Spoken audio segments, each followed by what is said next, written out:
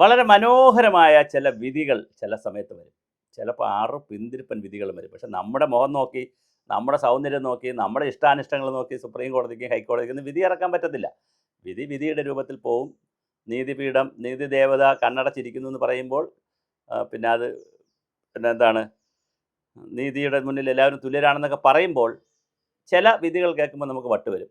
നമുക്ക് വട്ടായിട്ട് കാര്യമില്ല, കോടതി അങ്ങനെയാണ്. പക്ഷെ ഇപ്പോൾ ഒരു വിധി കേട്ടപ്പോൾ വളരെ മനോഹരമായി തോന്നിയൊരു വിധിയാണ്.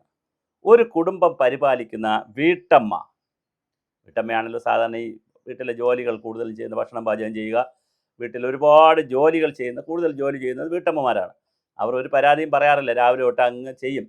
അപ്പോൾ പുരുഷന്മാരൊക്കെ ഇപ്പോൾ സഹായിക്കുന്ന സ്ഥലങ്ങളുണ്ട്, എങ്കിൽ പോലും വലിയൊരു തോതിൽ ഇപ്പോഴും വീട്ടമ്മമാർ തന്നെയാണ്, സ്ത്രീകൾ തന്നെയാണ് ചെയ്യുന്നത്. ഇവരുടെ കുടുംബത്തിൽ ഇവർ ചെയ്യുന്ന ജോലി, ഒരു ദിവസം എത്ര കിലോമീറ്ററാണ് അവർ സഞ്ചരിക്കുന്നറിയാമോ? അടുക്കളയിൽ അങ്ങോട്ടും ഇങ്ങോട്ടും, അടുക്കളയിൽ, വീട്ടിൻ്റെ പുറത്ത് ഇങ്ങനെ നടക്കണമല്ലോ ജോലി ചെയ്യാനായിട്ട്. അല്ല, ഇന്ന് ജോലി ചെയ്യാൻ പറ്റത്തില്ലല്ലോ, ഇരുന്നല്ലല്ലോ ജോലി ചെയ്യുന്നത്. അപ്പോൾ ഇതെല്ലാം കണക്കാക്കാൻ വലിയ ജോലിയാണ് ചെയ്യുന്നത്. ഒരു പുരുഷൻ പുറത്തിറങ്ങി കാറിലോ ബസ്സിലോ യാത്ര ചെയ്യുന്നതിനേക്കാൾ കൂടുതൽ ഭാര്യ അല്ലെങ്കിൽ അമ്മമാർ വീട്ടിനകത്ത് യാത്ര ചെയ്യുന്നുണ്ട്, അല്ലെങ്കിൽ വീട്ടിൻ്റെ പുറത്തൊക്കെ യാത്ര ചെയ്യുന്നുണ്ട്. ഇതെല്ലാം കണക്കാക്കുമ്പോൾ കുടുംബനാഥയുടെ ജീവൻ നഷ്ടപ്പെട്ടാൽ നഷ്ടപരിഹാരം നിർണ്ണയിക്കുമ്പോൾ കുടുംബത്തിൻ്റെ പരിപാലന നഷ്ട ഇനത്തിൽ പ്രതിമാസം 30,000 രൂപ കണക്കാക്കണമെന്ന് സുപ്രീം കോടതി വിധിച്ചു. 3 വർഷത്തിലൊരിക്കൽ 10% വർദ്ധിപ്പിക്കണമെന്നും ജഡ്ജിമാരായ സഞ്ജയ് കരോളും NK സിംഗ് എന്നിവരുടെ ബെഞ്ച് വിധിച്ചു. അപ്പോൾ ഇപ്പോൾ വാഗൻ ആക്സിഡൻ്റ് ഉണ്ടായി, ഒരാൾ മരിച്ചുപോയി, ഒരു ഭാര്യയും ഭർത്താവും മരിച്ചുപോയി. അവരുടെ മക്കൾക്ക് പെൻഷൻ കിട്ടണം, അല്ലെങ്കിൽ അതിൻ്റെ ആക്സിഡൻറ്റ് ക്ലെയിം കിട്ടണം. അപ്പോൾ എത്ര രൂപ സർക്കാരിലാണെങ്കിൽ സർക്കാരിൻ്റെ കണക്കനുസരിച്ച് രൂപ കണക്കാക്കി, ഇപ്പോൾ 10 വർഷം സർവീസ് ഉള്ളപ്പോഴാണ് ഒരാൾ മരിച്ചാൽ 56 വയസ്സിൽ പെൻഷൻ പറ്റുമ്പോൾ 46 പറ്റേണ്ട ഒരാൾ 46 വയസ്സിൽ മരിച്ചു പോയാൽ പിന്നെ 10 വർഷം ജോലി ഉണ്ടെങ്കിൽ എത്ര രൂപ കിട്ടുമെന്ന് കണക്കാക്കിയാണ് ക്ലെയിം കണക്കാക്കുന്ന ഒരു ഫോർമുല. അതുപോലെ വീട്ടമ്മമാരുടെ ജോലിക്ക് പ്രതിമാസം 30,000 രൂപ കണക്കാക്കണമെന്നും ഓരോ 3 വർഷം കൂടുമ്പോൾ 10% വീതം എന്ന് പറയുമ്പോൾ 3,000 രൂപ വീതം, 3 വർഷം കൂടുമ്പോൾ 3,000 രൂപ വീതം കൂട്ടി പോകണമെന്നും എന്ന് പറയുന്നത്. സ്ത്രീകൾ അവരുടെ വീടുകൾക്ക് വേണ്ടി ചെയ്യുന്ന കാര്യങ്ങളെ കായികാധ്വാനമായി മാത്രമാക്കി ഒതുക്കാനാവില്ല. വീടിൻ്റെ പരിപാലനം രാഷ്ട്ര പരിപാലനമാണ്.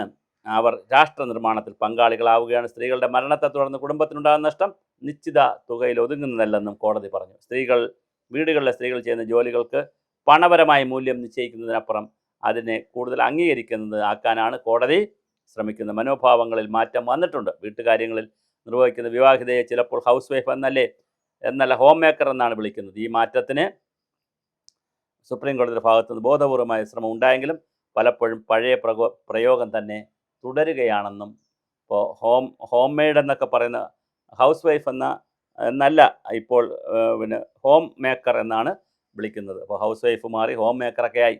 പക്ഷെ അതൊക്കെ മാറി 2001 വാഹനാപകടത്തിൽ മരിച്ച 35-കാരിയുടെ കുടുംബത്തിനുള്ള നഷ്ടപരിഹാര തുക 8.43 ലക്ഷം രൂപയിൽ നിന്ന് 62.78 ലക്ഷമാക്കി വർദ്ധിപ്പിച്ചുകൊണ്ടാണ് സുപ്രീം കോടതി ഇടപെട്ടിരിക്കുന്നത്. ഒരു സാധാരണ വീട്ടമ്മയുടെ ഒരു ആക്സിഡൻറ്റിൽ പെട്ട് പിടിച്ചു തുടങ്ങിയാണ് നഷ്ടപരിഹാര ട്രൈബ്യൂണൽ 2.42 ലക്ഷം രൂപ നഷ്ടപരിഹാരം നിശ്ചയിച്ചത്. ഹൈക്കോടതിയുടെ 8.43 ലക്ഷമാക്കിയത്. ഇതിനെതിരെ ഭർത്താവ് നൽകിയ ഹർജിയിലാണ് ഇത്രയും വലിയ വിധി വന്നിരിക്കുന്നത്. കുടുംബ പരിപാലന നഷ്ടത്തിൽ 68.48 ലക്ഷം രൂപ നിശ്ചയിച്ചു. വലിയ തുകയാണ് നിശ്ചയിച്ചിരിക്കുന്നത്. മരണാനന്തര ചടങ്ങുകളുടെ ചെലവും മറ്റും ഉൾപ്പെടുത്തി 62.77 ലക്ഷം ഇൻഷുറൻസ് കമ്പനി നൽകാൻ സുപ്രീം കോടതി വിധിച്ചു. എത്ര മനോഹരമായ വിധിയാണ്! ഇന്ത്യൻ സ്ത്രീകളെ കോടതി അംഗീകരിക്കുന്നു, ഡെമോക്രസി അംഗീകരിക്കുന്നു. സ്ത്രീകളുടെ മൂല്യം, ഇനി അടുക്കള ജോലി ചെയ്യുമെന്നൊക്കെ പറഞ്ഞ് സ്ത്രീകൾ ബഹളം ഉണ്ടാക്കണ്ട. നിങ്ങളെ ശമ്പളം നിശ്ചയിച്ചിട്ടുണ്ട്. 30,000 രൂപയാണ് മാസം ശമ്പളം സ്ത്രീകൾക്ക്. ഇതാരും തരുമെന്ന് എനിക്ക് അറിഞ്ഞുകൂടാ. പക്ഷേ ആക്സിഡൻറ്റ് മരിച്ചു പോയാൽ ഇങ്ങനെ ഇൻഷുറൻസ് ക്ലെയിം ചെയ്യാം എന്ന് പറഞ്ഞ് നാളെ ആരും പോയി ആക്സിഡൻറ്റ് ഉണ്ടാക്കി തലവെച്ച് കളയരുത്. പക്ഷേ ഇതൊരു വേറെ രൂപത്തിലാണ്. ഒരു ആക്സിഡൻ്റൊക്കെ ഉണ്ടായി മരിച്ചാൽ ഇത്രയും പൈസ കിട്ടുമല്ലോ. അപ്പോൾ എന്തായാലും കോടതി വളരെ മനോഹരമായൊരു വിധിയാണ് പറഞ്ഞിരിക്കുന്നത്.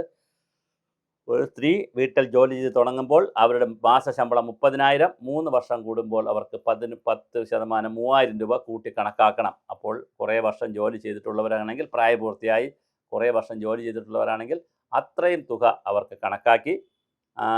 അപ്പോൾ ഇതിനകത്തൊരു ചെറിയ കോംപ്ലിക്കേഷൻ ഉള്ളത്, എപ്പോൾ മുതലുള്ള 3 വർഷമൊന്നുമുണ്ട്. ഇപ്പോൾ ഒരാളിൻ്റെ ഏത് വയസ്സ് മുതലാണ്, 18 വയസ്സ് മുതൽ 3 വർഷം കണക്കാക്കുമോ അത് ഇപ്പം മുതൽ, അതിനകത്ത് ചെറിയൊരു ക്ലാരിറ്റി പ്രശ്നമുണ്ട്. എന്നാൽ പോലും ഇങ്ങനെ ഒരു കൃത്യമായ ഉത്തരവ് വന്നു. ആ ഉത്തരവിൽ നമുക്ക് വളരെ കൗതുകവും ആനന്ദവും മനോഹാരിതയും തോന്നിയത് സ്ത്രീകളുടെ ജോലി അംഗീകരിക്കപ്പെടുന്നു എന്നുള്ളതാണ്. അവർ ജോലി ചെയ്യാൻ പിറന്നവരാണ്. അവർ കൂലിവേല ചെയ്യും പോലെ ഞങ്ങൾ സമ്പാദിച്ചു വരുന്നവരും നിങ്ങൾ വീട്ടിലിരുന്ന് ഫ്രീ ജോലി ചെയ്യുന്നവരും. അതുകൊണ്ട് നിങ്ങളുടെ ജോലി ഒരു കാര്യമില്ല എന്ന് പറയുന്ന ഒരു നാട്ടിൽ അങ്ങനല്ല.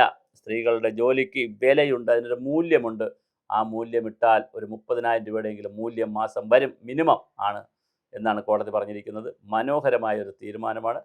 ശരിക്ക് വേലയ്ക്കൊക്കെ ജോലിക്കൊക്കെ ആൾ നിർത്തിയാലും ഇങ്ങനെയൊക്കെ തന്നെയല്ലോ, അവരും 10-20,000 രൂപ വാങ്ങിക്കുമല്ലോ. മാത്രമല്ല അവർ ഫുൾ ടൈം നിൽക്കുകയില്ല. ഇത് 24 അവേഴ്സും വീട്ടിൽ സർവീസിനുണ്ടായിരിക്കുന്ന ഒരു വീട്ടമ്മ, വീട്ടിൽ താമസിക്കുന്ന സ്ത്രീകൾ തീർച്ചയായിട്ടും അവരുടെ ശമ്പളം ഇനത്തിൽ 30,000 രൂപ തീരുമാനിച്ചത് വലിയ ഒരു എന്താ പറയുക, ഒരു വിശാലമായിട്ടുള്ള വിപുലമായിട്ടുള്ള മനോഹരമായ തീരുമാനമാണ്.